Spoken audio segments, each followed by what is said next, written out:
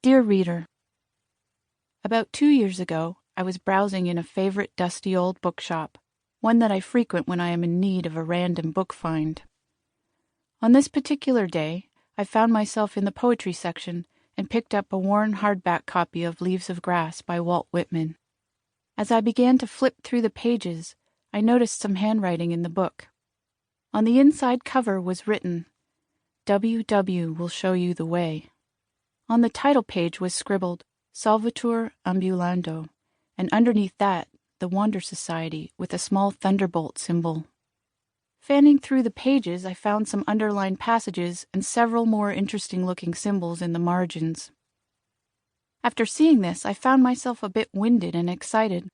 It seemed that this particular volume had its own mystery embedded in its pages.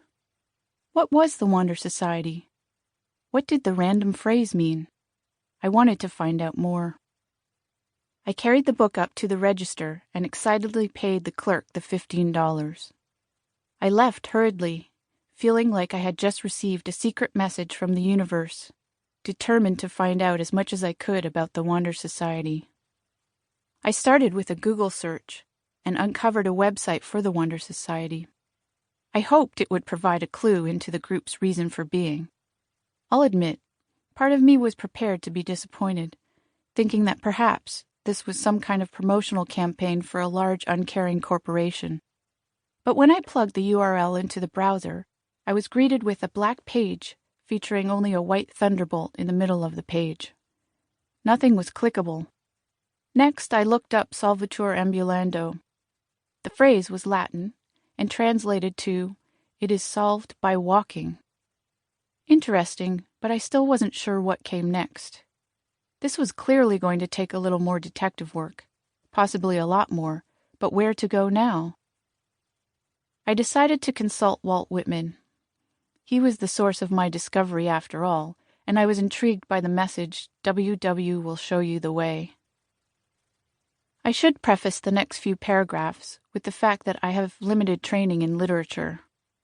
Aside from high school, and both an English literature and poetry class in college, I am basically self-taught. But having worked for upwards of 20 years in bookstores, I do consider myself fairly well read. In my 20s and 30s, I devoured as much classical literature as I could, determined to uncover the keys to existence in the classics of philosophy, Eastern religions, comparative mythology, postmodern theory, cultural theory, and more. In a period that I referred to as my research, I dove headfirst into works by Socrates, Spinoza, Baudrillard, Benjamin, Barthes, Certeau, Debord, Derrida, Foucault, Eco, Emerson, Husserl, Nietzsche, Sartre, Thoreau, Watts, Steinbeck, Kerouac, Campbell, and Capra, just to name a few. However, despite all of my reading during that time, I am sad to say I never sat down with Whitman. I had read about him in the poetry class and had been exposed to a couple of his most popular poems. But the rest of his work somehow eluded my gaze. When I think about it now, his absence during this time seems strange. He definitely frequents a lot of the same circles of literature I was dipping into. But I believe that the right books come to you at a time when you are ready to read them, and I've come to think that I wasn't ready for Whitman. Yet. And so, it is in this way that I came to spend a sun-dappled afternoon on a hammock with Leaves of Grass. Only a few other times in my life have I been so moved by a book.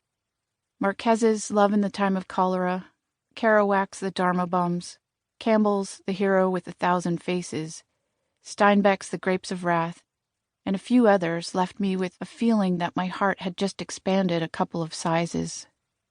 Somehow, these books sit in your body and leave it altered in a way that is ineffable. But reading Walt took that experience further. It was, in many ways, a physical experience. My chest ached, my breath quickened, and my face flushed. But it was also like the act of reading it was literally causing my soul to open. The best way I can describe first reading Whitman is that it was similar to the sensation of falling in love with someone. You inhabit the world with a giddiness and a joy, as if just existing in the world makes you feel like you are going to explode. Even now, writing this feels inadequate, the words cliched. Reading Walt Whitman woke up a part of me that wants to run and yell and punch things. It's a feeling similar to when I am working on a creative project and a new idea comes in, and I know I am fully alive and awake and ready to take over the world. I felt like Walt was speaking directly to me in such a close, intimate way, sharing all of his secrets, giving me access to another plane of consciousness, one that I had only scratched the surface of in all of my research. As I moved through Leaves of Grass, I noticed the following passage was underlined. I depart as air. I shake my white locks at the runaway sun. I effuse my flesh in eddies and drift it in lacy jags. I bequeath myself to the dirt to grow from the grass I love. If you want me again, look for me under your boot soles. You will hardly know who I am or what I mean, but I shall be good health to you nevertheless, and filter and fiber your blood. Failing to fetch me at first, keep encouraged. Missing me one place, search another. I stop somewhere waiting for you.